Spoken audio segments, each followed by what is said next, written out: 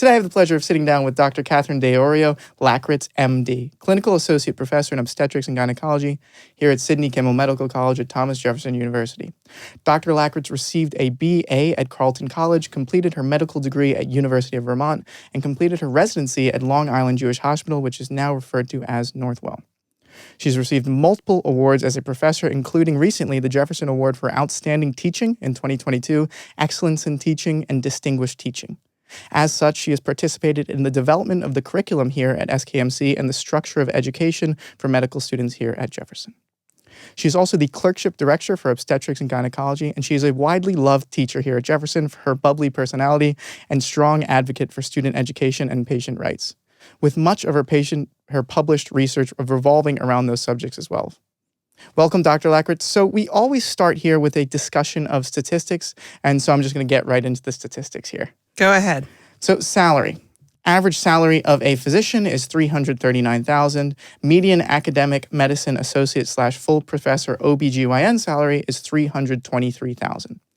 Hours, average physician 51 hours per week. OB-GYN 58 hours per week. Training, Step 1 score 231 compared to 232 average. Step 2, 247 compared to the 245 average, and usually 4 years of residency training. In regards to burnout, the average for all physicians is 47%. OB-GYN was third from the top at 53%. EM was at the top at 60%. And dermatology, public health were at the bottom at 33% and 26% respectively. And according to OB-GYNs, the greatest contributor to this burnout was too many bureaucratic tasks. When asked, would you choose the same specialty, derm and ortho went to the top at 99 and 97%. OB-GYN was at 76%, and IM was at the bottom at 63%. So those are the end of my statistics. Were there any that stood out to you in any way? Anyone you want to comment on? I think that it's too bad that people look at paycheck as a fairness for your choices that you make. Yeah. I think it's interesting that you look at medians on lots of things because there's a huge amount of variety and range there. I think burnout's a huge issue for everyone. My patients, my staff, my team. I think everyone's struggling right now, figuring out how to get motivated for the next season, the next challenge, the next whatever's happening next. But I think OB is a field that has, I think, very little burnout. I think a lot of frustrations, but I think very little burnout. Does that main reason make sense to you? The reason they say is too many bureaucratic tasks, or is it different for you? I think we love our work. Okay. I think we adore our job. I think we see our job as caring for people with uteruses, birthing peoples, being an advocate, speaking out. I think as that is my job, I am passionate for it. Bureaucratic tasks that take me from my work is a great example of a non-burnout burnout. I'm happiest when I'm helping a person deliver a baby. I get annoyed doing discharge summaries. I can't say they cause me burnout, but it's a fascinating reflection on our personality type. We tend to be doers, tend to be very active with our hands, and we're happiest when we're doing stuff. And so things that take us from doing to sitting and documenting are not always universal strengths. I think that bureaucratic tasks, if they're including litigation and lawsuits, it's a huge cause of OB burnout. We're kind of expected to deliver perfection. There's not much tolerance for variant from ideal outcome, which is challenging because childbirth is not always a guaranteed perfect outcome. Pregnancy is not a safe thing to do. And I think that expectation versus reality check that we face is a huge challenge. But I think that the majority of people I know in OB love the field and feel so enthused to be there and really on a daily basis remotivated and re-engaged and recommitted to the field. Did you ever feel burnout at any stage in your career or no? I don't think so. I had a bad outcome when I was an attending and I was really upset. A bad thing happened. I was really upset. And my husband was like, you should stop delivering babies. Just do PAPs in the office. Find a path that's less stressful. We don't need you to do this. It's overwhelming. You put so much of yourself into it and you're so sad a bad thing happened. And for a good 5 minutes, I was like, I'll just go to the office. I'll just do PAPs. I'll just do birth control. That'll be okay. And literally the 5th minute, I was like, oh, I can't imagine. I would be so unhappy. And it helped me on my professional journey to realizing it's a confidence issue. If you think someone's better than you, you can't do your job well. If you think you're the best, then you're an egotistical, narcissistic asshole. There's got to be some middle ground. It kind of occurred to me with some coaching and support from my friends that I was the best trained person for the job. I had done things as best as they could have been done. I hadn't made a mistake. I hadn't had a judgment error. I might look back with more wisdom or more clarity with experience, but at the time, like I did a really good job. And even though I did that, a bad thing still happened. That helped me a lot to be like, I'm the best one for the job. I'm not the best person ever, and I'm not the only person who does this, but if the job is to be done and I'm there, I'm the best for the job. And that kind of mantra helped me get through some of the, I wouldn't call it burnout, I'd call it like stress and like anxiety, like, oh my God, something bad happened and I was there, so am I the reason a bad thing happened? Or do I often prevent bad things or mitigate bad things or help people get through bad things? And I think that's like part of the OB burnout is that like we deal with a lot of high stress, anxiety species, and people have so many assumptions about us, like, oh, you deliver babies, that must be fun. I'm like, when it's fun, it's fun. It's not always fun. Like, oh, it's so happy where you work. Like, sometimes it's really happy. Sometimes it's really, really sad. Oh, healthy young patients, that must be lovely. I'm like, sure, some people are healthy and young, and not all birthing people fit those criteria. So it's a little bit of a, I think we get a little defensive. I had an uncle who was a urologist, and he like lost his bananas when I picked OB. He's like, you're not even a real surgeon. You should do a surgical intern year. You shouldn't be called a urogynecology. You should be a gynecologist. And I was like, well, good to see you too. And like, happy Thanksgiving. Like, yay, like family. And he was so pissy that we weren't surgeons and we always called in urology to help save our butts. And I was like, well, do you want me fixing a ureter?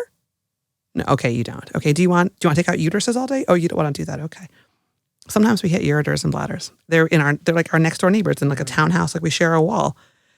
But also like we're not urologists, we're OB-GYNs. And I think that defensiveness against the kind of the world and the assumptions we face from, sometimes it feels like all sides, I think can contribute to stress. But I also think we know who we are. Like we know what we do. People who need us love us, and that's usually enough.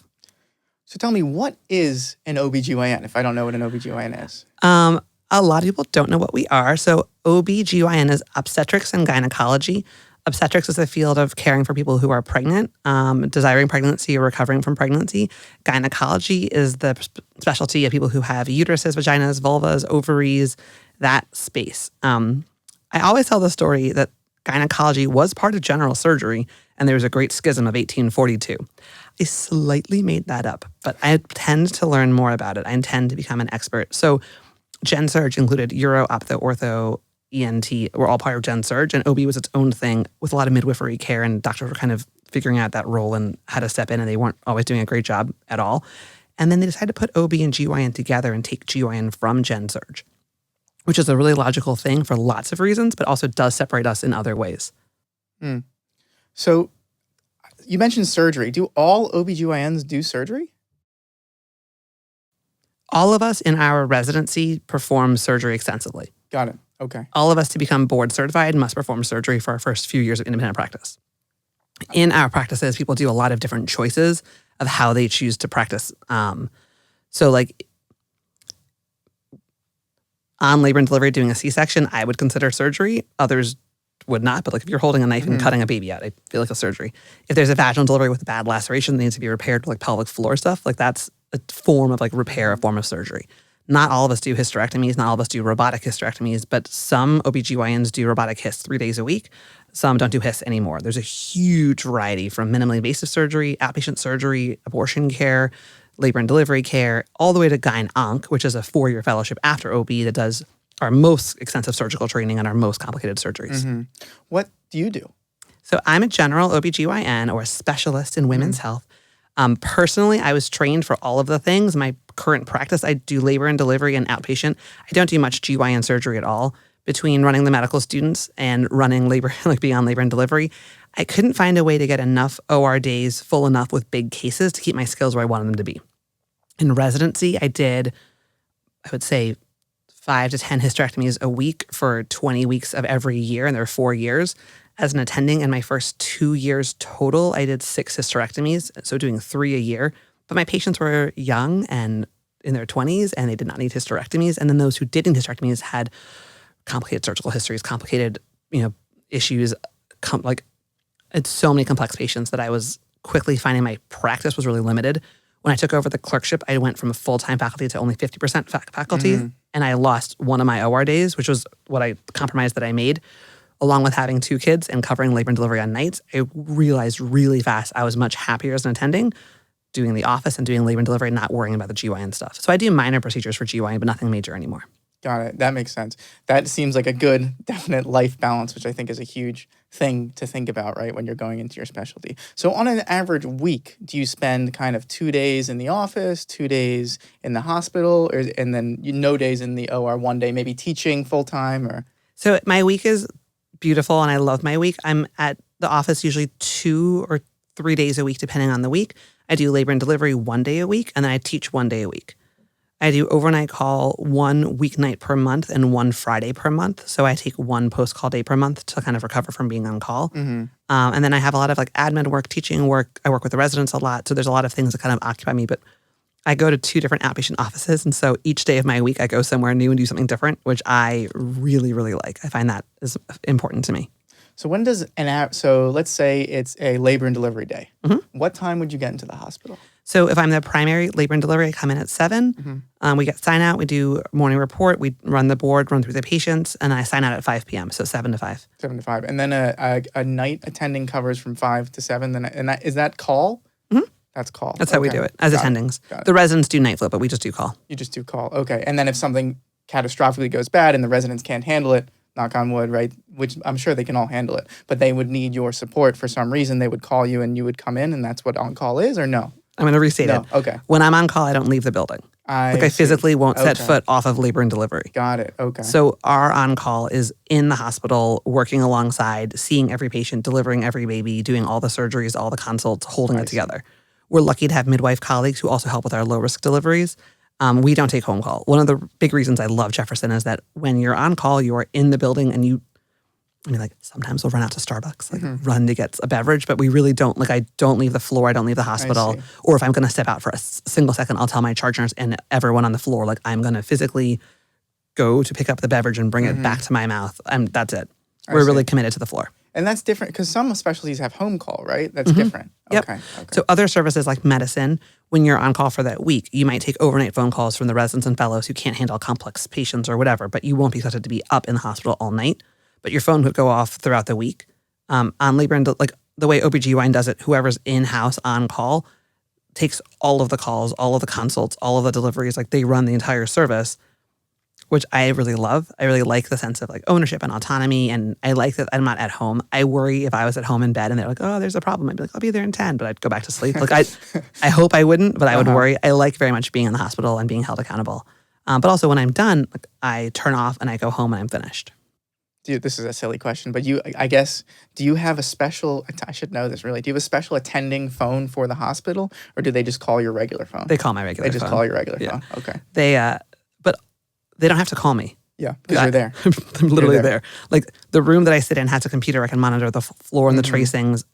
If I'm going to put my head down and nap, which I do sometimes, I will tell my charge nurse, my midwife, and my chief resident physically where I'll be, which is on labor and delivery on a room on the floor. Everyone can go in my room. It's not locked. People can find me and get me anytime they need it. I meet every patient. I see everyone on the floor. I manage every tracing. We have a midwife colleague and chief resident as well, but we're very hands-on. And tracing, you mean, that's the fetal heart rate tracing that goes throughout? Okay. So the screen has that on every patient. Wow, that's interesting. Eye in the sky. Eye in the sky. So why OB-GYN? Well, if you tell the story forward through my life, it seems random at times. If you look backwards, it seems really, really linear. So going backwards first, the very first memory I have in my life, the first memory that I know is mine, is my sister Sarah being born. She was born at home as a planned home birth with a midwife, and my mom was really excited to have a home birth, and she'd had 2 in the hospital. And she made cookies and had a fire in her fireplace, and the midwife was there. And the story is that bedtime came, they tried to put us all to sleep. My sister Ann, who's older, went to bed, and she's a very good kid. I'm not a good kid. I wouldn't go to bed. How old were you when 3. 3, wow. I took my little blankie and I made a little bed right by her door so I could listen to what was happening. And my dad, I'm sure, heard me. I'm sure I was not quiet. And he came out and was like, what are you doing? And I was like, is the baby here? He was like, no, go to bed. And I wouldn't go to bed. I kept coming over and over and over. So finally she brought me in the room and let me count with her and breathe with her. And I spent most of the night with her, loving the labor curve, which is not normal 3-year-old behavior. Yeah. I wasn't physically there when the baby was born. They had to step out for the baby, but I was there when the placenta came out. And the story goes, the placenta came out and I looked and I was like, huh, it looks like a pizza. And my mom was like, what's wrong with you? And then Sarah was born. My sister Anne took her to her bedroom and like put her in doll clothes like right away. My parents didn't really maybe have that thought out that well. And I stayed with my mom and helped her recover and like helped like get things together. At 3 years old, you're doing this. But there was a midwife. They were professionals. I wasn't like single-handedly. But I stayed with my mom and then we just hung out and ate cookies that she'd made the day before. It's the Jewish holiday of Purim, so they had hamantashen, and like that was my very first memory. And so like my whole life, I look back at that moment and I can remember like everything else in my childhood's like, I don't know, it's kind of vague and like normal. But that moment I'm like, oh yeah, there was a fire in the fireplace. We counted, we breathed, there was a baby, then there was a placenta. Like I can remember it. So when growing up, my parents, I grew up in DC, are really big advocates for like women's autonomy and abortion access and choice. We marched a ton. We spoke out a ton. We did a lot of advocacy work for those issues. I ended up going to all-girl camps, all-girl schools for middle school and high school. I got really involved in outdoor education and kayaking and all those sort of outdoor things and got really kind of a sense of like empowerment and confidence. I took a year off after high school and became a wilderness EMT. Wow. And I came home from my year off and like got a job in a DC ER. And I was like, I'm going to be an ER attending. I'm going to be an EMT. I'm going to be ER, EMT. This is me all the way. I'm like gung-ho. So I went to college and I was like, I've got a plan. I'm going to pre-med. I'm going to be a religion major. I've got a whole vision. And I like followed my plan. Like it worked out the way I wanted it to work out. I ended up living in the Women's Awareness House, and I was a student wellness advisor who worked primarily on sexual health and like consent and like date rape and all the different STD stuff and like sex ed education, contraception. Like as a college student, I did my college thesis on radical feminist Jewish theology. Wow. Which like it makes sense as an OB looking back, but at the time it seemed still ER, still 100% ER, because I would every summer break work at the ER, every winter break work at the ER. My manager kept my card active so I could come home and pick up shifts, and it was great. And I got to med school and I was like, ER. And then I was like, or maybe peds. So I was like, okay, peds or ER or pediatric ER or peds or ER was my plan. But I was like, I really liked the trauma surge in the ER. I had stolen a trauma pager. I did not have any rights to have a trauma pager, but I had taken one. So whenever I was working and there was a trauma, and it was a pretty busy, like DC ER, there was a lot of trauma, I would run to the trauma bay and like help with the traumas. And I was like that girl, Kate, like doing the things for traumas.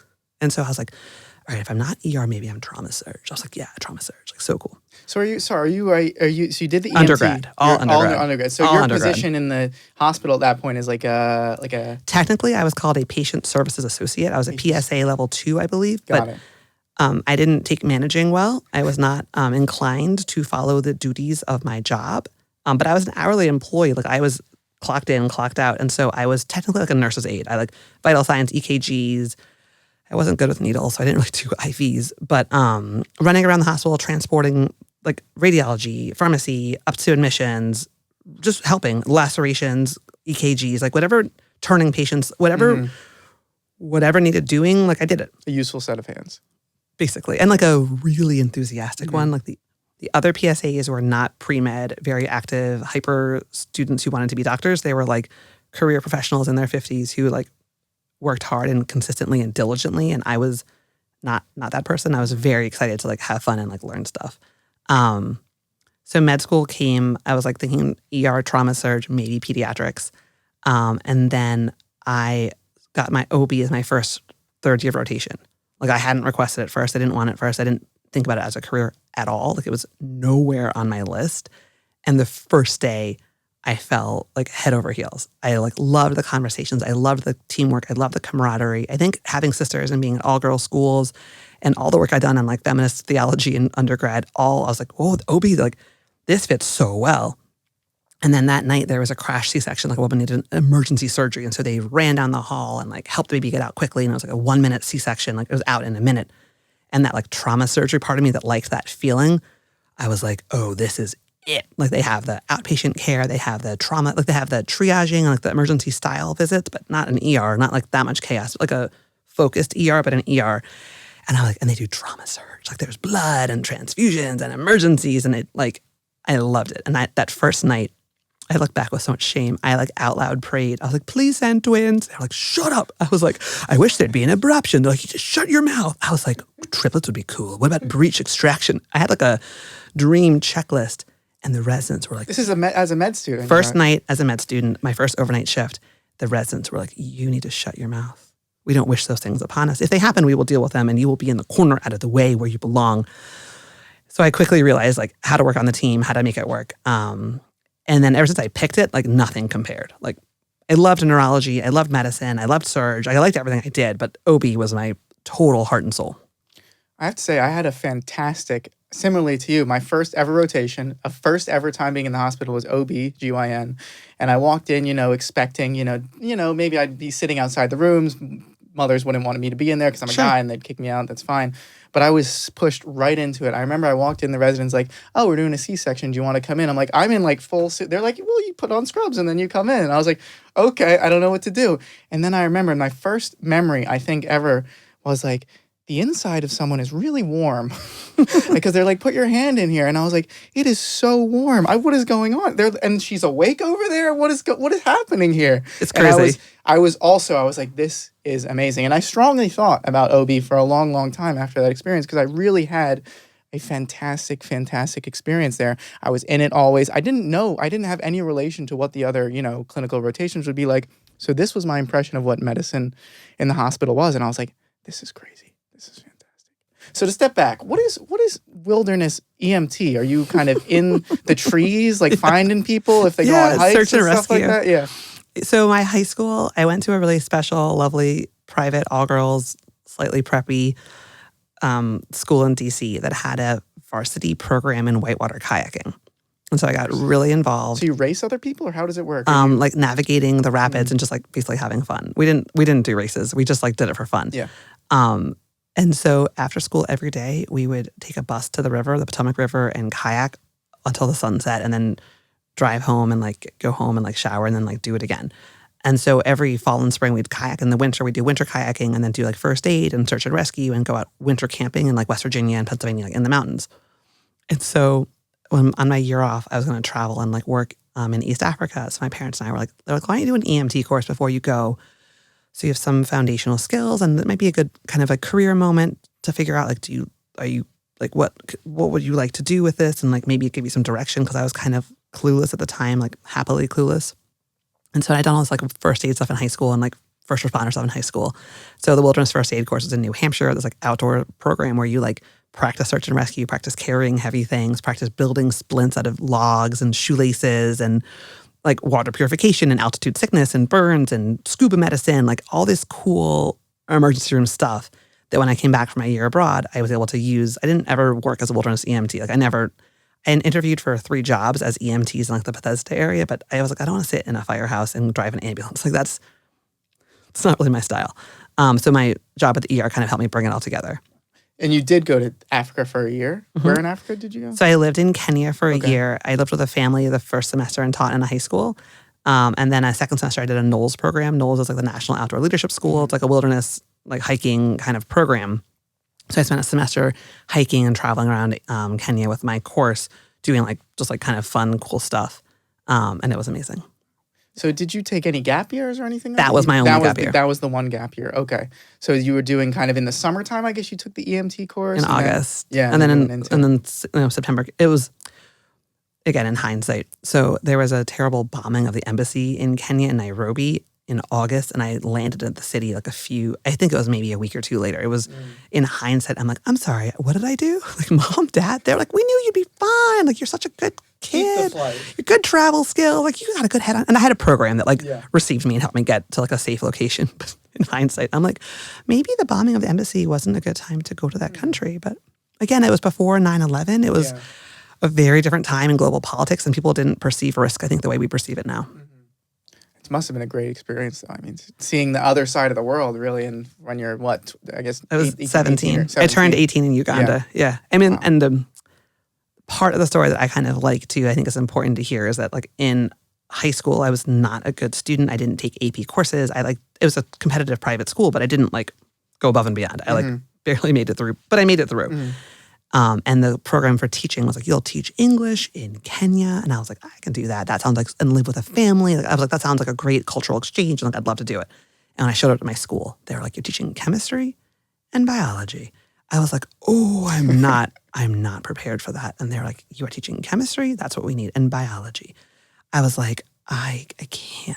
I don't have that skill set. Like, I'm not not a good student. I don't want to embarrass myself in front of like high school students who I'm teaching. Like it was high schoolers and I was 17. So like it's going to be a disaster. And there was no internet. So I wrote a handwritten letter to my high school teacher. I was like, "Dear Mrs. Clevenger, I hope you are doing well. I'm in the western province of Kenya in a small town outside of Kakamega. I've been assigned to teach chemistry. I have the textbook and I have the teacher's copy, but it is challenging material. If you could support me in any way, I would really appreciate it." And she sent me back lesson plans, periodic tables, examples of problem sets, like stuff I had been assigned as a high school student and had failed to grasp. And at night with my family with a little lantern on the table, I like crammed the material. I studied my butt off. I worked so hard to learn it so I could teach it to my students. I could pass their national tests because you have to pass tests to like move up in education. And like my geography teacher, Mrs. Sharma, sent like stuff. Like my high school teachers and my parents like went like great people above and beyond. But like imagine the kid who got like a C in your course writing a handwritten letter with like 14 stamps from Kenya being like, "I hope you are well. I'm in Kenya. I was assigned to teach. They did not need English. I'm in charge of chemistry for Kenya now. I'm concerned that I'm unprepared." And when I came home and was like considering pre-med, the semester of cramming chemistry and biology to help my students learn was what allowed me to do it in college. If I hadn't done that, it like in hindsight, it like worked perfectly. At the time, it was not the plan. Because I wasn't like a really good student at science. That's not my strength at all. So med school was the beginning. You were thinking pediatrics, surgery, maybe EM, and then you were OB. Residency. What was residency like? We can start at the beginning. I was a very confident medical student who did not have or receive any mentorship. So no one read personal statements, no one looked at my list of application programs. No one gave me advice about myself as an applicant. I just applied to programs, figured it would work out. Like luckily it worked out and I matched. Like I still think it's shocking that I matched, but I matched at a wonderful program, which I loved, Long Island Jewish. Residency was definitely a challenge because it's real 80-hour weeks. Like they weren't 60 or 50 or 30-hour weeks. They were routinely 80-hour weeks. My program, we always started at 6 in the morning. We went through sign-out, which was usually 5 to 6 p.m. We did evening clinic one night a week from 5 to 8 p.m. And then we did call either Friday night or Saturday 24, 3 out of the 4 weekends of the month. And then our night float did Sunday 24s and then did Monday, Tuesday, Wednesday, Thursday overnights. So it was a lot. That's a lot. It was a lot. But I loved it. I was not the world's greatest intern, but I was a really good resident as I got more experienced. I loved the patients. I loved my faculty. The nurses consistently were amazing and really educators and teachers. I had a really high volume program. So we did like 5,000 to 6,000 deliveries a year, which 5 residents per class, that many deliveries. So I think I did 500 vaginal deliveries, 500 C-sections in residency, hundreds of history, like just a lot of surgery, a lot of deliveries. And being in Queens and New York was phenomenal for education because it was a real cross-section. I mean, we had a perfect cross-section of international, local, all different people coming through. And I loved it. I mean, I look back with like, there's some funny stories and like good and bad times, but as a whole, I left residency like prepared, ready to go, feeling great. What's the comparison between like a sub-I 4th year medical student and like a 1st year intern as one of those people? So say I'm the 4th year. So what, not necessarily am I doing differently, but what were the big things that stood out in your mind if you remember going from the 4th year of medical school to being an intern? I think a lot about athleticism, that like, I'm not that athletic, but I could probably run a mile. I don't think I'd look pretty, but I could do it. But if you want me to run 26 miles, I don't have the capacity. I would be unable to do that. I feel like most of us can rally for a month of being a sub-I. You've coming in rested, coming in prepared. You've got groceries prepared. You've got your laundry done. It's 1 month of your life to be a sub-I. And even the best sub-I is not a full intern. They're like a piece of an intern, or they're like collaborating with an intern. They have an intern to back them up. I feel like intern year, the challenges I faced were that I was prepared as much as you could be, but I'd only carried 4 to 6 patients before, and our intern list was often 20 patients. I never carried a list while being told I was in the wrong place 45 times a day. As an intern, we would cover triage, cover deliveries, help with the floor, and run postpartum. And so if you're at postpartum for someone having a blood pressure or a fever or bleeding and you missed a delivery, they'd be like, "You missed a delivery." I'd be like, "Yeah, but I was taking care of someone who was having a blood pressure emergency or bleeding or a headache or whatever." If you were in triage seeing a patient for like rule out labor, you might also miss a delivery. They'd be like, "Where were you?" I'd be like, "I was in triage." Like, how could I be 3 places at once? And so that was a big adjustment. Whereas a medical student, I would often hear like, "Great job in triage. When you're done, come to the delivery." Or, "Oh, come to the delivery. Like, it's time to step away." As an intern, what I felt like I got told a lot was like, wrong place, wrong time, wrong place, wrong time. But I'd always ask, like, what would you have liked me to do? Should she have waited and I should have done the delivery first and then come to see her? Should I have hurried and gone faster in that evaluation? Like, how could I have been smarter than that? But when it really came down to it, that's part of internship. It's sort of learning that keeping all the balls in the air. You're missing stuff sometimes, but if you're taking care of patients and working efficiently, like, it's going to work out fine. Do you think that was your hardest year of training, or do you think it gets harder or easier? I mean, my program, I thought intern year was pretty much hard. I think second year of my program was pretty hard too. Third and fourth years were much, much better because you're more comfortable. But you've built up your endurance. I think intern year, it's not just that it's a hard year, it's that it's a year of hardness. And so you don't get, like, we got 4 one-week vacations through the year, which was a really lucky schedule. People I knew got 2 2-week blocks or got 1 1-month block, which could mean you could do a 9-month straight, no break, and then a 1-month vacation and then back in. Or 2 vacations for a full calendar year, working every weekend, working every holiday. Wow. It's really not ideal. I think it's designed to kind of beat you down. The benefit, though, is that you see a lot. You don't miss, like, I don't think that's a great way of looking at medical education, is like, just keep pushing. But I think that the end gain of that education is that you've seen so many things. I think that we should restructure medical education to not be that way. I do not think it's the ideal way of doing it. But coming out of residency, like, I felt very confident. I was like, I couldn't imagine something I hadn't seen a few times before. When do you think your confidence peaked as an OB? Still peaking. Okay.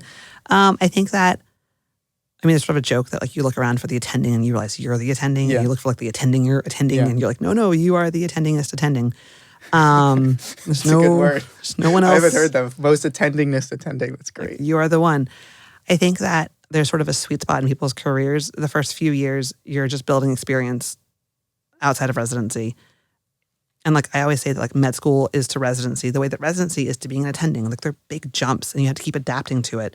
The best fourth-year medical student still has a big jump to make as an intern. The best chief resident has a big jump to be an attending. It's just, you're as prepared as you could be, and there's still work to be done. I would say that most of us 5 years out feel pretty confident. Yeah. The first 5 years, I think there's more learning curve. And also, you don't want to like call too many C-sections or push too many bad tracings. You don't want to aggressively do too many vacuums and forceps, but nor do you want to, like, finding your sort of your own space is challenging.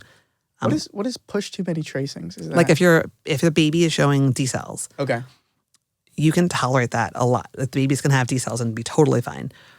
But if you tolerate too many D cells or let them, like, have too many heart rate abnormalities, you're gonna have a baby who might have, like, an acidemia or other complications of delivery, and, like, that's your fault as an obstetrician. You have to be in charge of that. But if every time you see D cell you call a C-section, you're going to do a lot of C-sections. And then your patients are going to have bad outcomes from so many surgeries and blood transfusions and infections and down the line problems. And you're building a problem for tomorrow. And so part of OB-GYN is trying to predict, like, who can have a vaginal delivery safely for mom and baby and who needs an operative delivery or a C-section. And it just takes tons of experience. And you can still be wrong. I see.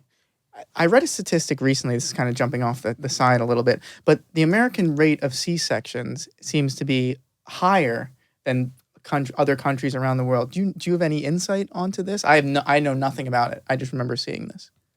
I think you're accurately describing the stats. I think that we have a higher C-section rate.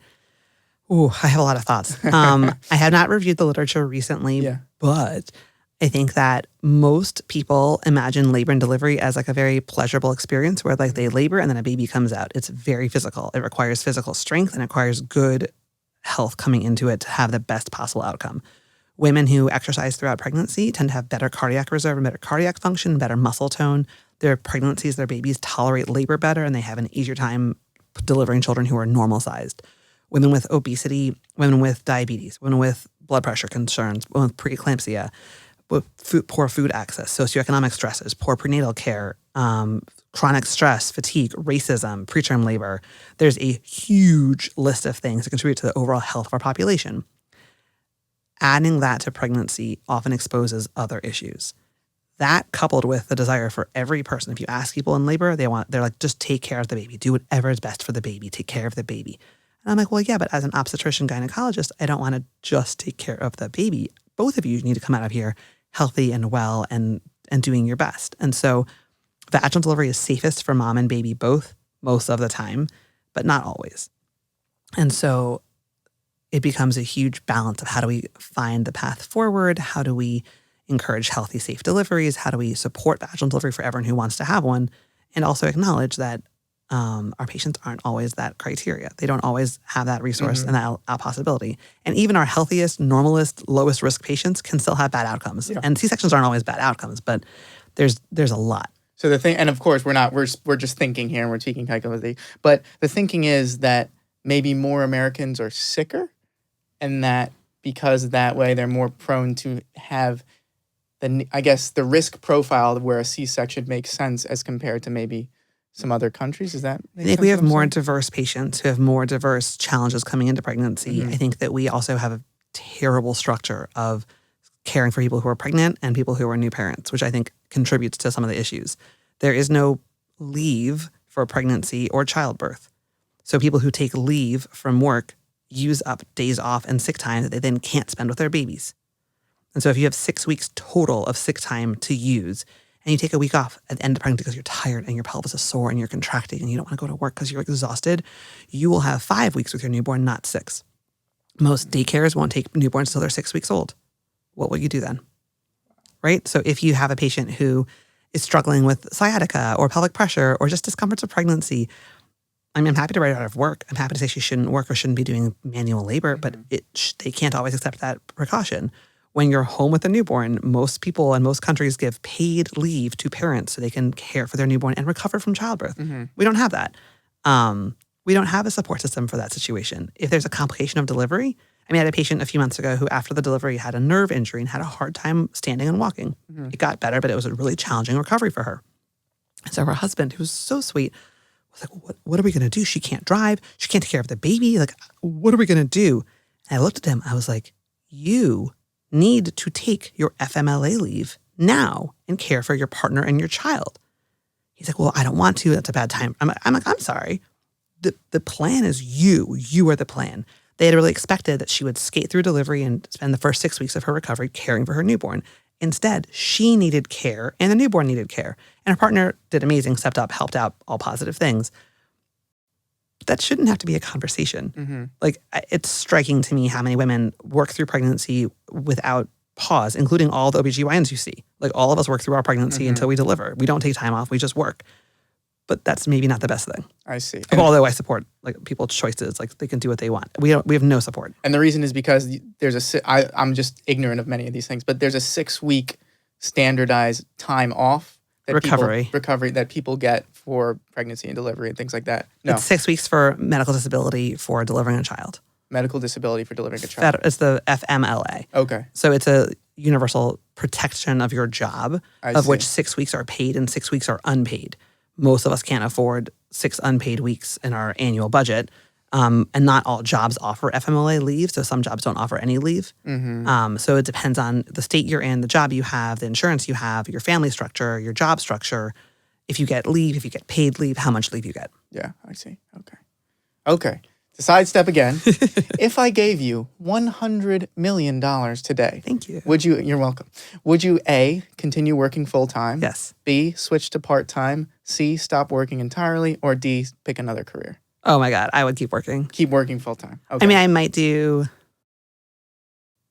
might make small changes to have a better work-life balance, but I already have my kids are 9 and 10 years old. I have a pretty good balance. I would maybe invest in a high-speed train to deposit me from work to home faster and more efficiently, or maybe I'd hire a chauffeur and a chef to make my home time more enjoyable. But I feel like I really like working. I really like my job. I love my family. I love my kids. But I, first of all, could not imagine not working.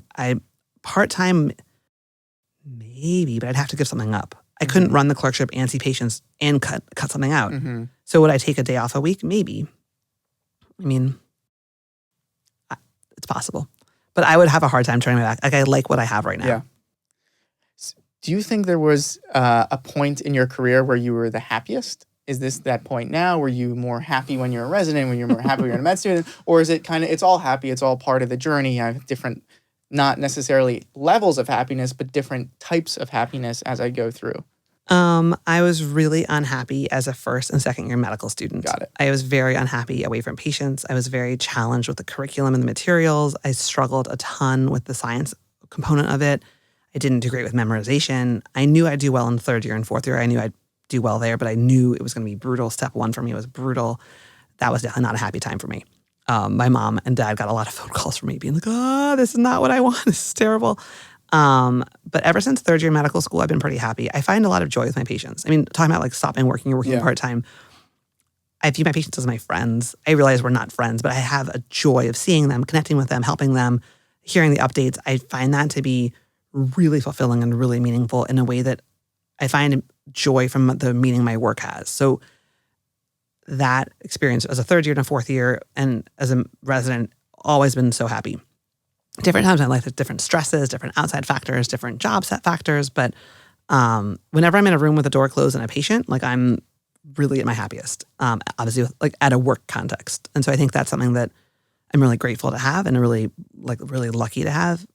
Even my worst day, there's a great patient who I could take care of and help them out, and I really love it. That's great.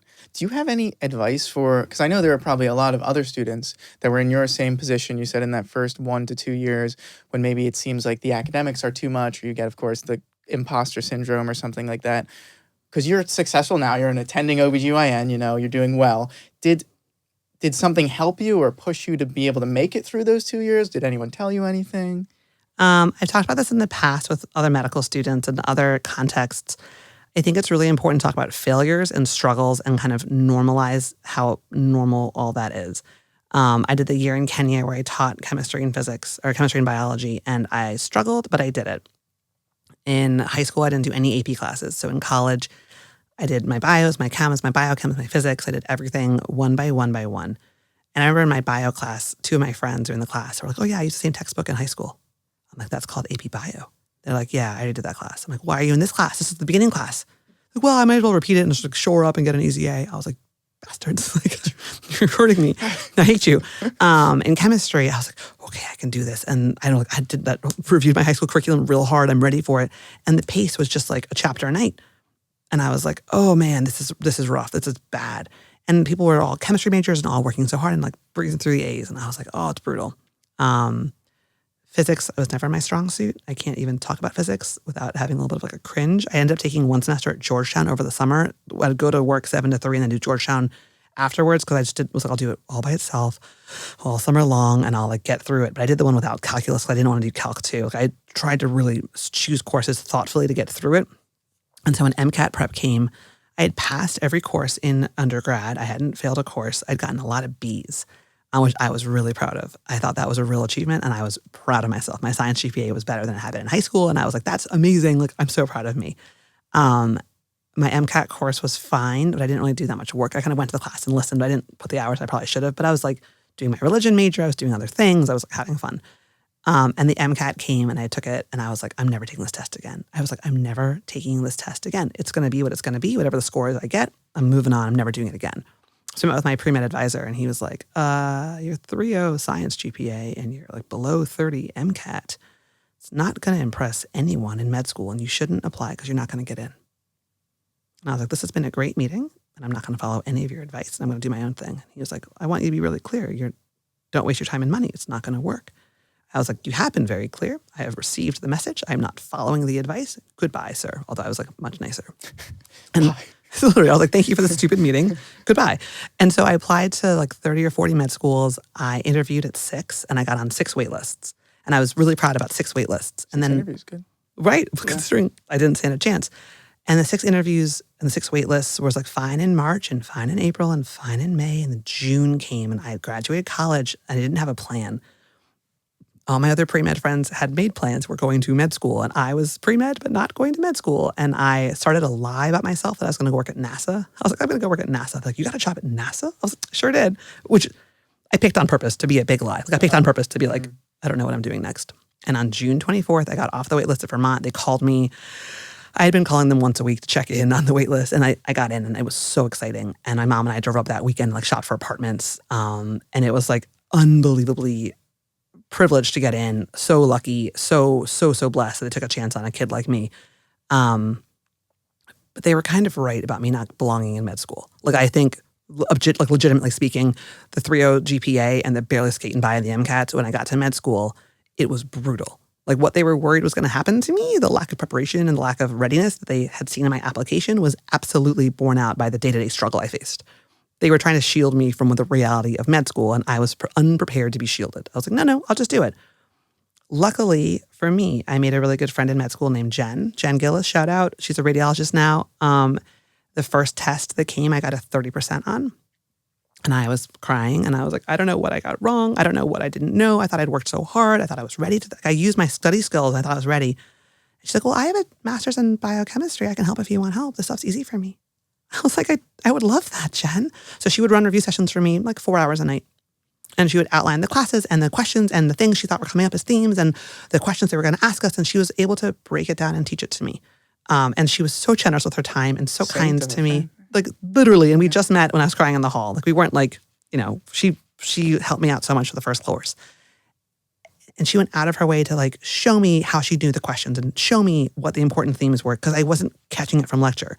When we moved to anatomy physiology, it was better. And as the year went on, I got better and better. But she helped me so much, and she showed me how to do the med school studying. She showed me how to like prep the lecture, go to the lecture, study the lecture, pull out the questions, go to the next course. I was sort of looking at the notes and making charts and thinking things and feeling ready. And she was like, no, you have to hit this harder.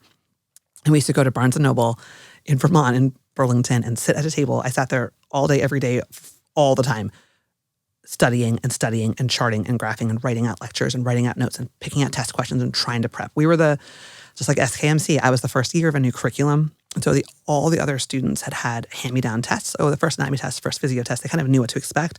They had reworked the whole thing for us. And so our class averages were like terrible. They'd always throw out test questions. But what would happen is you take the test, you'd leave the test feeling terrible. You get a report of like 40% right. They would then throw out all the invalid questions that didn't like hit the stats and be like, oh, you got a B. You'd be like, I'm sorry. What? Like, how am I ready for this? Seems unacceptable. And so people like Jen helped me. My study group helped me a ton. I got really disciplined at like how to put the hours in, how to put the studies in. And it worked out that I like passed my med school courses. I luckily didn't fail any, but there were some really close calls. And then step 1 came and I worked really hard. I prepped for it and I passed. And I was so proud of myself for passing. I remember being like, I passed. Like I was so happy that I passed. It didn't occur to me until a lot later on that by barely passing the test, I hadn't done that well. I was literally like, I passed. My med school was pass-fail. I passed that test. And I was like, oh my God, I can do this. I can get to third year and I'll be fine. And like step 2 was fine and everything else, like my boards, everything else has been fine in my life. But there were so many times I was so stressed, so strung out, so overwhelmed, really felt unprepared. And I think the imposter syndrome is an important thing. I think a lot of women inhabit as well. But I also think like if people have taken AP Bio and they're in your bio class, or they have masters in biochem and they're in your biochem class, you don't have an imposter syndrome. You have an under-preparation condition in which others around you can speak the amino acids and can roll right through it. And you're like, A's for amino acid, there are 23. Like, well, there's something important there that I no longer remember. And I think with med school specifically, if I was going to redesign it, I would include more opportunities for tracking.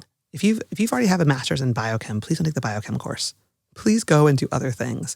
If you are already a pharmacist, great job you, or you were already a nurse, like all those great things, we can help your medical school education work. I think that people can do great as doctors and not need to put so much into the first 2 years. I think step 1 being pass-fail is a huge benefit, and I think it's the right choice. But I also think we can make med school more like doctoring and less like, we got to know physics because people who do radiation need physics. Well, I don't do that. I don't need that. I've never needed that. It's like a more personalized medical school curriculum for... And a space to say that you can, if it takes you longer to understand something, but you still understand it, that's still okay. Mm-hmm. I think the pace is often one in which you feel a sense of gasping. Mm-hmm. If you take 1 day off or miss 1 hour of lecture, you can feel like you're years behind. And that hole can be hard to get out of. So it sounds like discipline was part of it. Discipline. Lack thereof. Lack thereof. Finding people to talk to and people to kind of help you and guide you seems like it was huge for you. And then there was one more, which I was forgetting. But yeah, discipline and finding someone to talk to sounds like it was really, really helpful.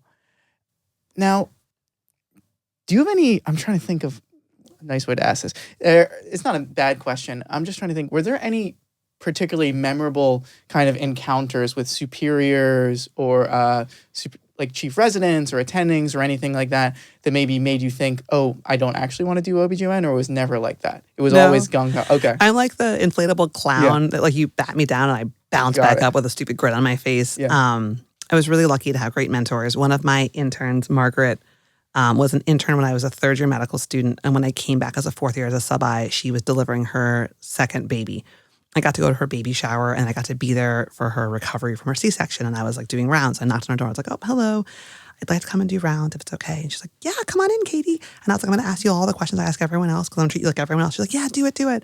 And like I checked her incision, I checked her fundus, I checked her breastfeeding. I did all things I would do to take care of a new mom who was recovering from a C-section. And like we've gone on to be professional friends. She was attending at Mayo. She was one of ACOG's like wellness attendings. And like we always share the memory of us. She's like, oh, you rounded on me as a med student. I'm like, I came into your room and like as an attending, if I had an intern in OB delivering a baby, I'd be like, you good? You're good, bye. I wouldn't, as a med student, I was like, I'm going to ask about your breasts and your fundus and your wound and make sure you are okay and are you safe at home? And she was like, and we look back with fondness. I had some attendings who were really kind to me in spite of my idiocy. Like at one point I was helping with the BSO and I was holding the ovary off the sidewall and I was perhaps pulling a little vigorously. And I might have ripped it off the wall of the abdomen by accident. And the attending didn't say a word, just like controlled the bleeding. And it took me a few minutes and I was like, did I pull too hard? She's like, yeah, that was too hard. And like, I look back at that all the time. I'm like, oh, thanks, Dr. Small. Like I remember her, like a great GYN oncologist. She could have yelled at me and thrown me out. She could have lost her. She could have reasonably done all those things. But I'd done a hysterectomy with her before, and she really wanted the hysterectomy with the uterus really elevated. So she's like, pull. I will pull. On the ovary, when she said pull, I didn't interpret the tissue difference and the strength I needed to use difference. People are really nice. But Vermont and I did training in Maine, like they were nice. They were encouraging. They saw a kid who's kind of bouncing a little bit wild and helped her like find a voice, find a pattern, stay safe. They were really kind. I asked this because when I was going into med school, when I was first doing my clinical experience, I remember my perception of surgeons and, super attendings or whatever is that they would yell at you or even throw things at you or something like that. But I was talking to a surgeon the other day and now talking to you. It seems like that's not true. I'm wondering if it's going down anymore or if it was never actually true and people just say these things to scare medical students. I think historical perspective. I think back in the day there was more space for that kind of behavior. It's not tolerated at all right now. Yeah. Like I would have to get an email if someone spoke out of line, let alone like threw something. It'd be a fireable offense. Yeah. I think that part of the culture of the operating room needs to be acknowledged as its own space where we treat each other differently. We have more respect. We communicate different ways. There's more hierarchy and more roles for safety reasons. I think that also I have a potential issue of blowing off things I don't believe in. Like if someone gives me feedback I don't agree with, I just ignore it. Don't apply to med school. I'm like, I'm applying. Yeah, like people said things along the way that weren't nice to me, but I just chose to ignore them. Yeah. I'd be like, that's advice I'm not going to follow. I'm not going to take that to heart. Like I sort of picture myself as like a duck through water. Like, okay, the things that are important, I'm going to hold on to, I'm going to work on. I'm going to make goals for myself. I'm going to improve. I'm going to do better. But if you're giving me advice or you're acting mean to me, I'm just going to ignore you. Like there was a resident on Gen Surg who I ended up being assigned with for like months. Just sort of scheduling error. We were together way too long. And he was a really nice guy, but really quiet, really introverted, super monosyllabic. Good surgeon, good guy, but just not a talker. And he and I were assigned through random rotations to be together, I think for 2 or 3 months straight. And I was like, so we're going to be best friends. He was like, oh, we're really not. I was like, oh, we are. Because we're together on this rotation. And then when you move there, I'm moving with you. And then here we're together again. And he was like, what? I was like, yup, we're going to be besties. And I broke him down. It took me a few weeks to like get there, but we like little by little made friends, little by little got to meet in the middle. And by the end, we like trusted each other. We teamed up together and like, I was like, you're not allowed to ignore me for 3 months, buddy. Like, it's on. Like, you cannot stop me from loving this experience. I think that helped me a lot. Yeah. Where does this, because you seem to have a really positive attitude. You seem to also have a lot of energy. Yeah. Has it always been like this? Yes. Always, since as long as you can remember. Yes, it's uncomfortable for others. I think it's great. It's not always the perfect fit. And there was never a time when, you made, because I've spoken to some people and they're like, at 13 years old, I decided I'm not going to be unhappy. I'm going to be happy. I'm going to have a positive attitude and these kind of things. It's just something that it's just natural. It's just you've never purposely chosen to be happy or purposely chosen to be high energy. It's just the way you are. It's just the way I am. Just the way you are. I tend to go 100% or like 0%. Got it. Often when I go home, I get my kids to bed and I go fully, I'm like horizontal couch, like dishes undone. I don't really care. I'm more type B than type A, I think. I tend to have a more tolerance of imperfection and more acceptance of like chaos is natural and like order is unnatural than other people around me. I'm not a perfectionist. I don't tend to have like those urges. I think I have a little bit of anxiety. I've definitely had some times in my life I've been depressed and been sad and stuff, but I find those times really unsettling. Like I find myself really leaning, like I actively hate the way that feels, which I don't think anyone likes it, but I find it uncomfortable. And so I've worked really hard through mental health work and through, like, I see a counselor every week. I work really hard on like tending to myself as an active pursuit of wellness. Like I schedule massages as often as I can. I try to take workouts and take walks whenever I can. I often play hooky and I'll leave work an hour early and I won't go right home. I'll like pause on the way home and go for a hike, or I'll like take a post-call day and go out with friends. Like I'll try to do things that try to kind of build wellness into my space and time. I really love my work and I love my job, but I also will intentionally say I'm taking a vacation, turn my email off, or I'm taking, like I work with a 4th-year student. I was like, listen, I'm going to be in Cape Cod for a week in August. Do not bother me when I'm in Cape Cod. I was like, I will happily field emails before and after, but if you email me, I'll have to respond. I can't not do it, but I need you just to like give me some space. And that's something I've learned over the years so that I can keep my well full and like kind of keep caring for others. I feel like the analogy, you can't pour from an empty cup. Like there's been times I've run myself pretty dry, but I'll say, okay, I'm running low on my own energy, or I'm having to work hard to find the energy. That's usually my like, it's like my thermostat or like my engine. It's like my like running rate. It's just where I'm at. If I find myself lagging, then I'll say, okay, like I need to check in with myself, take a break, restore, like step back. It's a luxury to get to do that. And I also think it's fair to acknowledge privilege. Like my parents are extremely wealthy. They went out of their way to support me through my education. I left med school with minimal debt. I had like $80,000, but not $480,000. I've had support. Whenever I've hit a rough patch, my parents have supported me psychologically, physically, emotionally, financially. They've helped me. Even as an adult attending, they help me all of the time. They're coming. I'm working overnight tonight, on call tonight. Mm-hmm. My parents are going to be at my house watching my kids, taking them to soccer in the morning. So, I mean, I have a babysitter when they can't come, and they don't come very often. But they're like, oh, we'll do this night to make sure it's just easier for you, Kate. I'm like, okay, thanks, guys. That's a luxury to have parents in their 70s who want to, in their retirement, drive up to your house, sleep in your bed for the night, watch your wild children, take your dog for a walk, and in the morning make sure there's bagels when you get home. Like, that's lovely.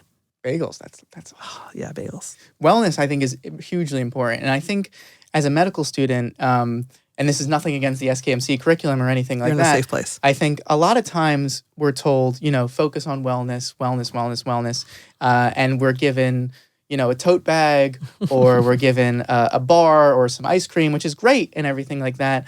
But I always wonder, maybe there's something more to wellness. Maybe there are better ways we can attack wellness. And I, again, clueless here. Yeah. I'm ignorant on this subject, and people need to have certain amount of times working and time off. I guess the question is, we give it a 2-part question. Is one, the first part is, because you are involved in the curriculum and things like this, how can medical schools maybe focus better on wellness than they're doing right now? And the second question is, as a practicing doctor, as a resident, how can people, and I think you touched on it earlier, which saying, paying attention to your well and things like this, how can I focus on wellness and make sure I make it important and a priority for me? I mean, there's a lot of answers to the question. Yeah. For me, I think it's a lot easier to walk around a hole than to walk out of a hole. Got it. So if I see a hole coming or I see a dip coming, I will preemptively try to defend myself. With schedule changes, with mental health time, with sleep, with food, with sustenance, try to find that time, connection to friends and family, those kinds of social networks that really help. I think that if you did a survey, am I feeling okay? Am I feeling burned out? Am I attuned to things I like to do? Do I have time to be myself? Am I being beat down daily on rotation? Am I being yelled at too much? Am I failing my own values or failing others' values? What's going on? Sometimes you just need to go to bed, right? Sometimes you don't need to do an hour of yoga. Sometimes you just need to have a Pop-Tart and go to bed and try again tomorrow. Other times you're like, I've been eating Pop-Tarts and sleeping 4 hours a night for a month and I can't keep doing this, right? You have to kind of acknowledge how bad the problem is and then make a plan in response to it. As a resident, I had a tradition of Friday night going for sushi when I wasn't on call. I would go to the same restaurant in Long Island, Kotobuki, go to town. All week we'd have Triscuits and hummus and boxes of pasta and pretty fast, easy food and cafeteria food. Just keep it simple. And Friday night we'd blow out on sushi and go wild. And then Saturday, Sunday, if I wasn't working, we'd do more cooking or do more things to be together. As an attending, I have a much better schedule, which helps a lot. I have a lot better balance of my day and I control my schedule. So I control when I start, I control when I end. I have a lunch break. Most days I'm doing meetings and phone calls and emails, but I have an office with a door that closes. I can put my head down. I can watch a YouTube video. I can do stuff for home. I can do a lot that helps me hold it together. I think as a medical school, the challenge becomes, where are you on your wellness and what can we do to build it? If you are at a place where you are very fragile or vulnerable or feeling poor, and there's a patient who needs you and your attention, you'll be unable to provide it for the patient without sucking your own life force. Like, you'll be unable to do it. If you have 30 patients a day, 10 of whom are fine, 10 of whom are sick, and 10 of whom need help, you will be unable to see them day after day after day and care for them and do their phone calls and their emails and their ongoing care without really hurting yourself. But as a medical student, you're going to class all day, you're going to lecture all day, you're studying all night, your friends are doing stuff. So I think what we're trying to say is, like, you might feel better if you take a 20-minute ice cream break. Come and have ice cream. Mm-hmm. But what we want to do is say, how were you before the ice cream? How are you after the ice cream? Now, was it the ice cream itself that helped, or was it the friends and the togetherness? Mm-hmm. Right? Is it the calories that you needed because you're hungry? Or was it the, like, oh, celebration, we made it to Sunday night and we're going to all have a treat? Right? Like, I think the question for wellness is not always like, well, go have a massage and take a hike. Like, that works for me great. But I have to be like, I'm going to go get a massage. Not like run in, run out. But I'm like, okay, I'll take a time to get a shower. I'll turn my phone off, or have, like, I always at the front desk, keep my phone. I'm like, keep my phone. If it rings, answer. They're like, really? I'm like, mm-hmm. If there's an emergency, it's a good move, actually. Yeah, it's kind of good move. Well, I've got kids. Like, I can't totally go off the grid. Yeah. I need to be somewhat accountable to, like, people's needs. Putting the phone down, though, that's a good. Right. So if I'm going to go for a hike, I'll, like, tell people where I'm going so they don't, like, worry about it. It should be okay. All that being said, as a medical student, I think learning strategies is part one of wellness. Do you have what you need? Are you working the way you need to work? Are you being efficient with your time? I think part two is, are you focusing on the priorities? Are you lost in the footnotes of some arbitrary textbook? Are you hearing, like, the course priorities? I think three is, can you do that and eat, drink, sleep, be social, and take good care of yourself? Because I think that you could easily spend 18 hours a day just studying and be a really bad doctor and really bad to yourself. I think that's sort of the pacing and the focusing and the journey kind of questions. And then I think third year and fourth year are relatively benign. Like, you're busy, but, like, you kind of float through. You have harder and easier weeks and months, but, like, you kind of on a conveyor belt. But then intern year is brutal. And I don't want to make fourth year worse so that you're prepared for intern year. I think that's a step in the wrong direction. And intern year can be made better by little things we all do. But I think for any wellness journey, the most important thing is, like, what helps you feel your best? Like, my kids love, like, going on their Kindles and, like, watching, like, movies. I'm like, well, that's fine. But do you actually feel better afterwards? Do you actually feel better? And the answer is not always. So I'm like, let's do a watercolor. Let's do a clay project. Let's go for a walk. Let's play a game. Even, like, playing Xbox. Like, I love playing Xbox with my son. I'm like, let's just play a together game. He's like, yeah, let's do it. But then we're, like, doing it. We're hitting Minecraft dungeons and we're hitting it hard. And, like, I got a pretty You did the split screen on the Xbox with it? It's not even split screen. Like, we're together. Oh. It's awesome. And he's a really good player, so I'm trying to keep up. I'm trying to keep I'm trying to act like I know what I'm doing. I'm, like, smashing all the buttons, but it's working pretty well. Building things. Oh, no, Dungeons is a whole different platform. So original Minecraft is building stuff. Oh. Dungeons is like a journey. There's no building, which is why I like it. It's just like hunting and killing spiders and mobs and things. It's so fun. I don't even know that. It's welcome to Xbox. Get with the program. Sorry. So, but I will say, playing Xbox for half an hour with my son is awesome. I love it. Doing watercolors with my daughter, awesome. Going to soccer, I love it. Like, I feel like we do a great job. And I'll try to say to them the same message to the students. Do you feel better? Right? If you're hungry and you eat a sandwich, I don't care. You had a sandwich. If you're like, I'm stressed out, go outside for your sandwich. Don't put in orders while you're having your lunch. Call it a break. Give yourself a 10-minute break. Seriously, you can have 10 minutes. Nothing's going to happen in those 10 minutes. I was on the floor on Wednesday, and the residents had a pretty rough couple of weeks. I was like, why don't we try today to have everyone on the team take a 1-hour break? They were like, that's crazy. I'm like, it's not crazy. Everyone can have one if we schedule them correctly. And you can't leave the vicinity of the building. You can go outside, you can go to a call room, you can run an errand, you can eat, whatever. But call it a break. Like, let yourself for a second. That's the most important thing. But you have to kind of name it as a need, and then support each other taking it. Yeah. No, that's great. And I think the point earlier, too, which was good, is noticing how you feel after you do the thing, which I think is really important, because I'll know, like, if I do run or if I do a yoga class, I'll feel good afterwards. But if I know, watch 2 hours of the newest Netflix thing, or I'm just inside on my couch forever, I don't usually feel as good, or I definitely don't feel as good. I probably even feel worse than I did if I did like yoga or exercise or running or outside time. It's a key distinction that I think we need to make. And even if your break is something that brings you down, so you take this hour break, but it's something that you don't feel as good afterwards, maybe you should switch that break to something that makes you feel better afterwards. But also, like, I find for myself when I'm studying or learning something new, first thing I'll do is make a list. Like, okay, I've got to learn these 3 things. Each one should take me 1 hour. I don't want to sit for 3 hours straight. I don't have the personality to sit still for 3 hours, but I'll do, okay, if I get through one, I'll get a walk around break, see some friends, get a snack, run around. If I get through the second one, I'll then go outside, take a walk around the block, and come back for my third one, and I'll go home. And I'll give myself a 4.5 hour window to do 3 tasks. Yeah. When I was younger, I'd be like, I'll just sit and get them all done. And then hours would pass, I'd lose focus, I wouldn't get them done, I wouldn't build in breaks for myself. Time would pass, but like I wouldn't be putting the energy in. Or I'd be like, I've been here all day. I studied for 8 hours. Well, how much studying did you actually do versus how much like messing around? I think smart work and working in a way that makes sense, but it took me a long time to figure that out. It wasn't intuitive to me at all. But also I have assistants, I have accountability, I have multiple things. Like I have an inbox, I have an email list, I have students to take care of, I have third years, I have fourth years, I have emails. So I'm kind of always doing something, but also I have admin time. So I have a few hours at work every week where I can usually like tuck in things like this and tuck in other projects so that I don't have to feel like I'm going home and still having to go at that pace. Like how do I go home and just like be with my kids, make dinner, and like chill out? That's great. So what is the best thing about being an OB-GYN? I think the best thing is the many parts. I think the many parts becoming one field is the best thing. Yeah.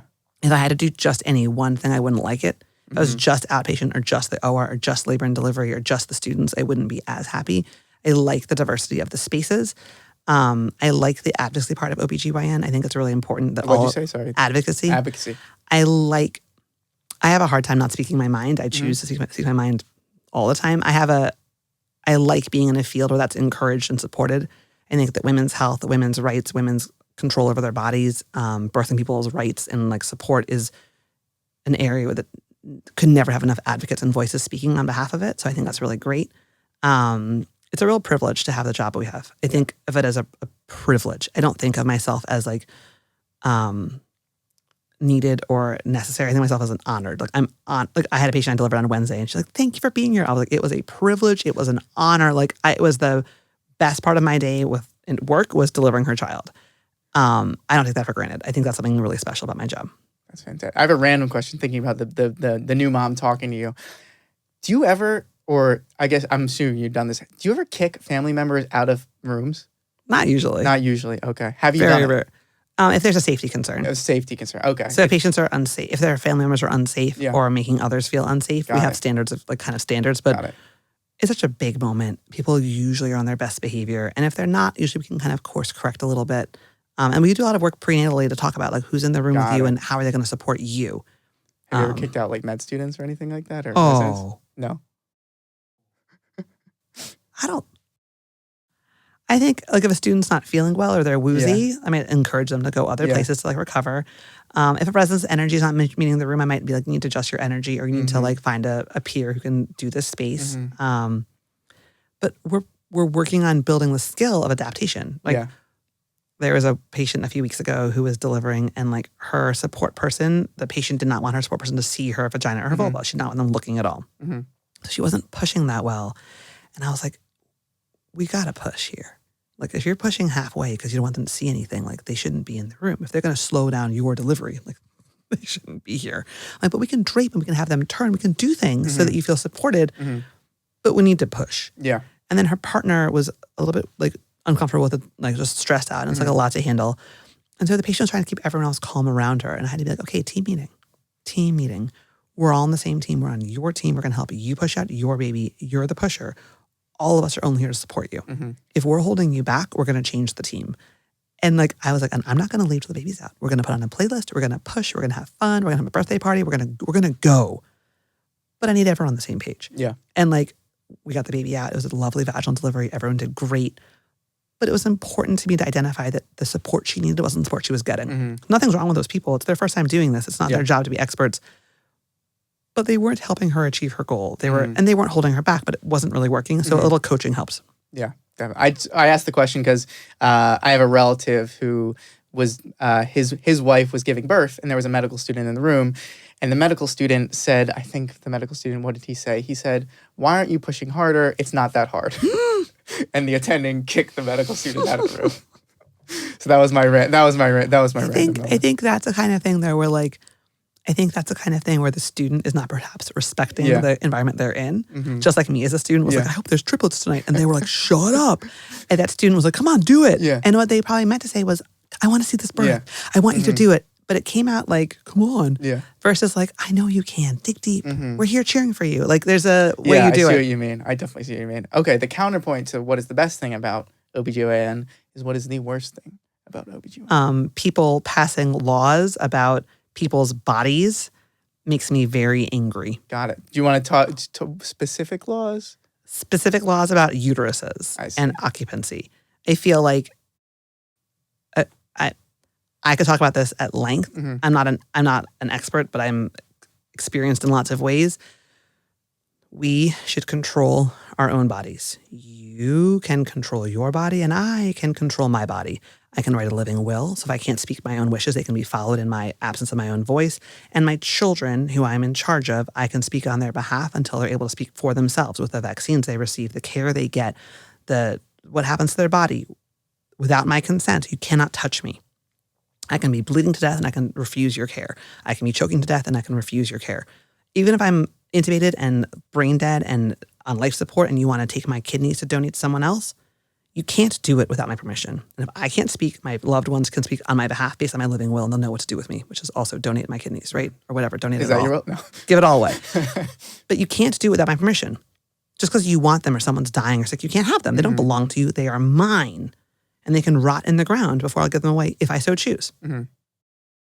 The idea that just because a sperm and an egg implanted in my body, I can no longer control my body, or my patients can control their bodies and do what's best for them, is absolutely insanity to me. It will result in harm to people I care for. It will result in harm to relationships. It will result in harm to families, and it will make people unsafe. As an expert in OB-GYN who's done this her whole career, I was a resident for 4 years. I've been at Jefferson, I think 11 or 12, maybe 11 years. I'm as good as it gets, right? I am the best one available to help.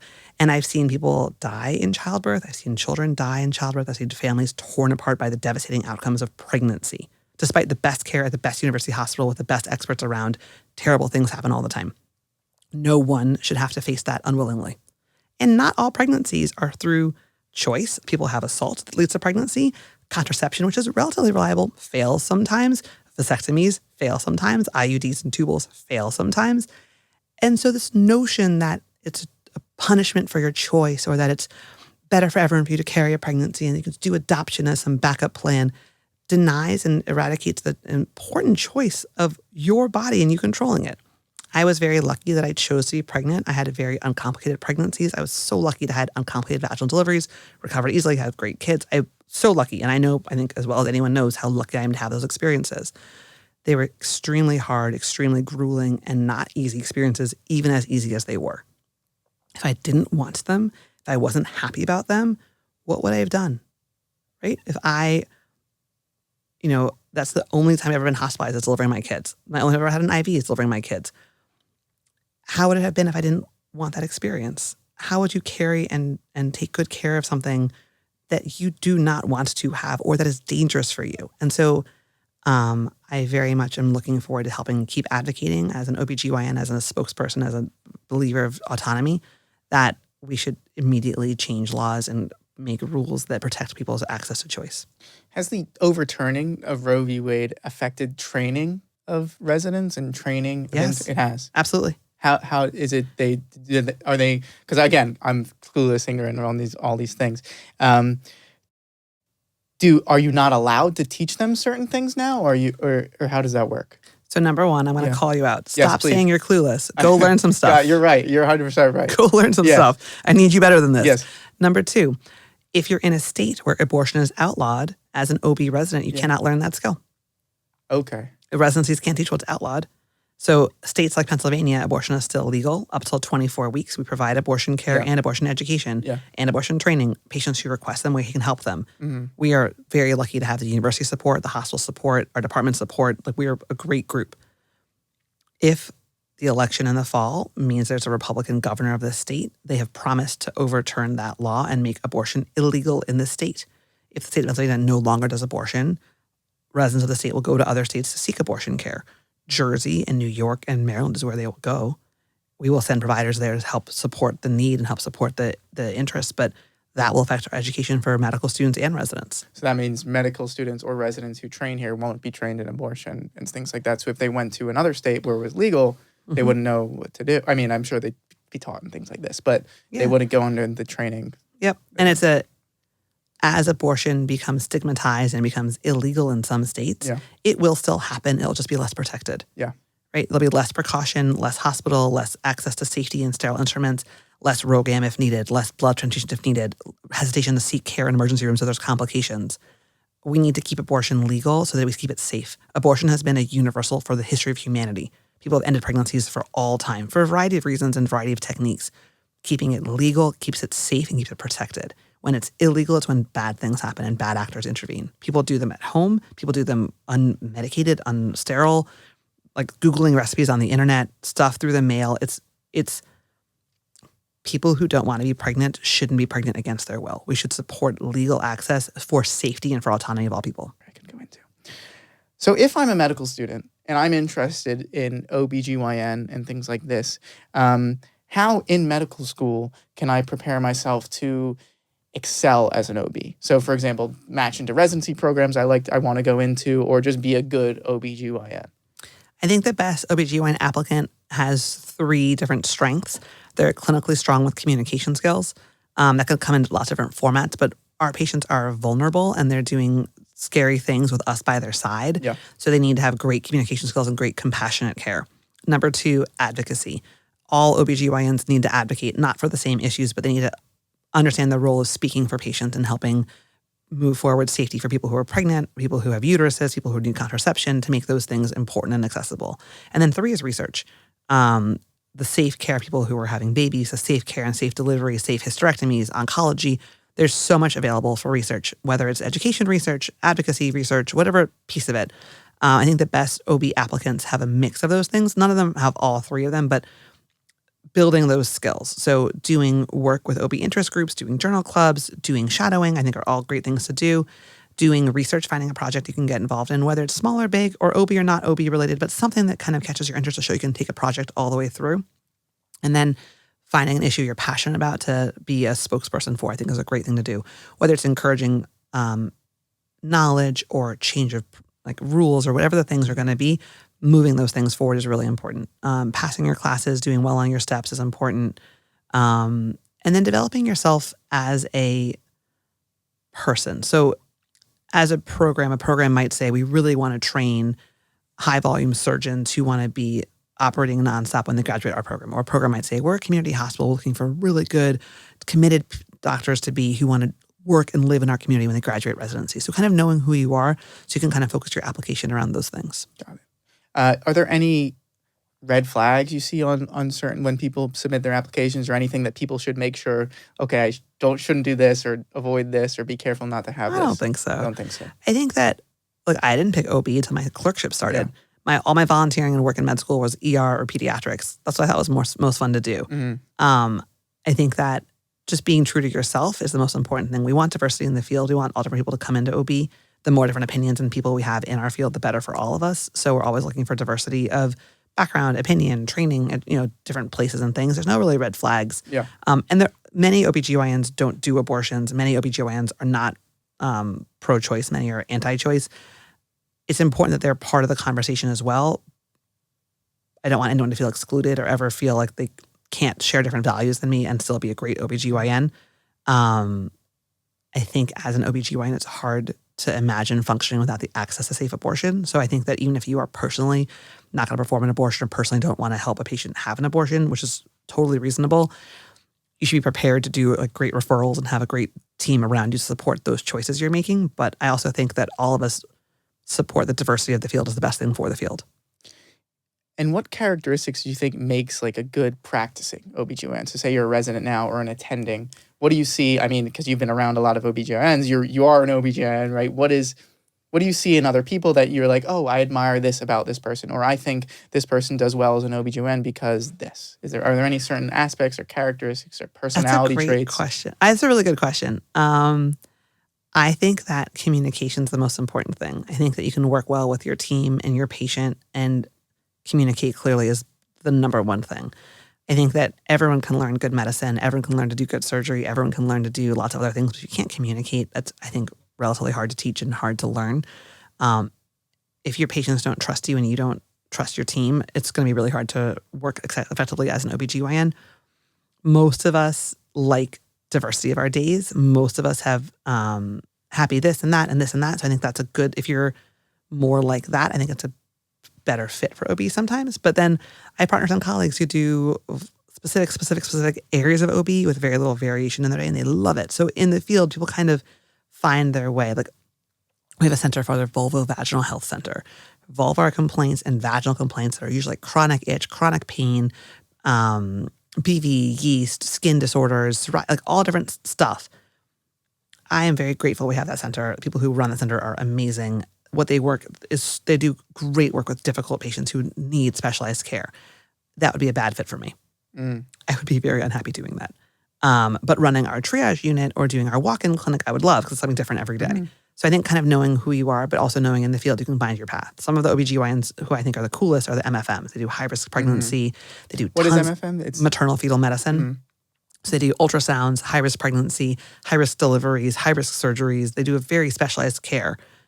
Some of them do more ultrasound. Some of them do more inpatient. Some of them do more outpatient. Some of them do substance abuse disorder and stabilization through methadone. Like, there's so many facets of that care. Some of them do tons of research on preterm birth and preterm labor. So, like, that's such a cool part of OB-GYN. But you got to get through OB-GYN to get to that cool part. And other people do, like, urogynecology and pelvic organ prolapse and incontinence work. It is a lot of bladder work, but it's through the OB-GYN lens.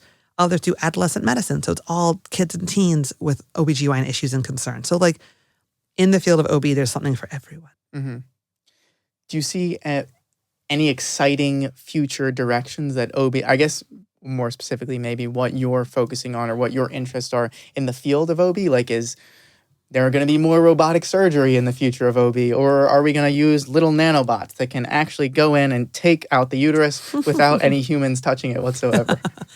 I mean, there's only two ways to get a baby out. There's a vaginal birth and a C-section. I don't foresee massive changes in that. I would like to build a zipper in, but I think that's been discouraged. I don't know.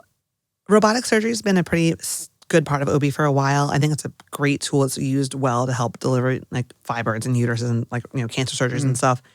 I don't know about huge technology. I think what we're working, everyone has their answer. My answer would be maternal mortality. Okay. And trying to get childbirth safer and trying to do a better job of reducing that rate as low as possible. We are not doing well as a country on that. And it's a huge issue we can do better on. I think maternal mortality is number one. I think abortion access, abortion care, keeping that safe and in hospitals and in settings where it's supervised, I think is important. I think that the generation of doctors who are where I am never thought we'd see Roe overturned. The ones older than us, a little bit older than us, remember what it was like before. The ones younger than us are coming up in this age of this like kind of new and difficult time. I think that the next fight is going to be a legal fight. Finding good cases, finding good lawyers, finding good precedents, and making sure that these rights are safe and protected for always. What are the biggest factors in maternal mortality? Cardiovascular disease, hemorrhage, blood pressure diseases like preeclampsia, eclampsia, that kind of stuff are huge players. Racism.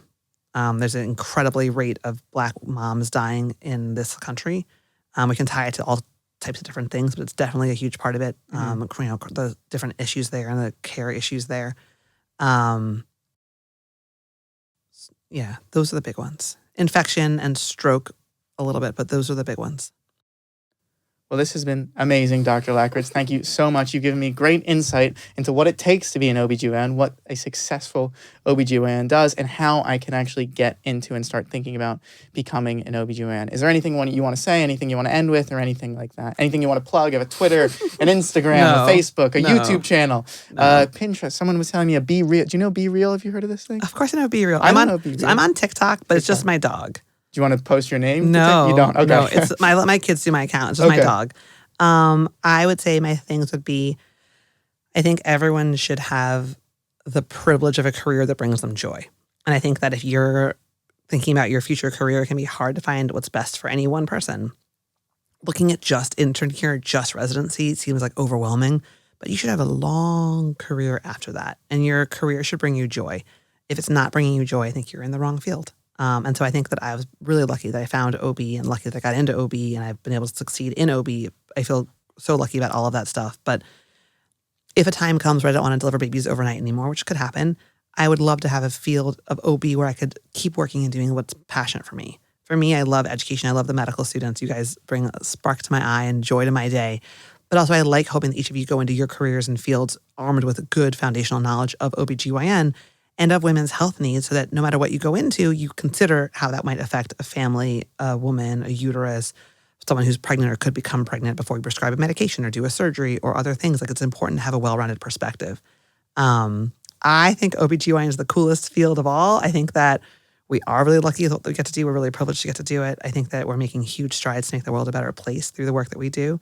And if there's an apocalypse, I think OB-GYN is a great field to be in because should there be like zombie apocalypse, people will still be pregnant and having babies and still needing OB-GYN care. I often think about if I was like transported in time to like the Middle Ages or the zombie apocalypse of the future, like I'm good to go. You would be useful, definitely. I think I would be useful. I think you would be. I think I'd be very useful in a way that not everyone might be useful. No. Not that it's a competition, but I think I'd have a good chance. You'd be up on the ladder there for sure if it was a competition. Well, I'd carry people on my back. I'd like try to bring them with me, but I think it's a good place to be. And I think that women's health and people having autonomy over their bodies is a core value of for me and of medical education, medical ethics. I think it's too important to be quiet, too important to not speak up about, and too important not to advocate. I think if everyone asks their patients about their stories and their journeys, you'll be shocked at what you hear. 1 in 3 American women have had an abortion in their lifetime. Wow. 50% of pregnancies in this country are unplanned or unexpected. And of those unplanned, unexpected ones, some end in abortion. Many people who have their anatomy scan are on Facebook and they're like, oh, anatomy scan, it's a boy, it's a girl. And others are quietly dealing with surprise findings on their anatomy scans, cardiac anomalies, brain anomalies, massive structural issues with their pregnancies, and they're deciding about aborting or not aborting a pregnancy that was very desired and has serious issues to it. People have ectopic pregnancies that might have heartbeats, and so they're under certain laws where they can't be removed safely. That's life-threatening for the parent. A pregnancy is a pregnancy in some states, and a heartbeat's a heartbeat in some states. Right? A 15-week woman who's broken her water and the pregnancy has no chance of carrying to term and delivering alive, in some states cannot have an abortion to save her life, even if she's septic. Right? We need to, as a country and as a medical environment, not just look at the most extreme cases of the oldest and the youngest and the sickest and the most sad, but everyone should have the control over their own body to do what's best for them, and we should support them and help them. And so I think whether you go into OB or not, I wish everyone success and and do well in their lives. But I think everyone should take those core values and look at how we can listen to our patients, listen to their stories, listen to the realities they're facing, and then support them on their journeys. Perfect. Thank you so much, Dr. Lackritz. Thank you so much. Thank you. Awesome.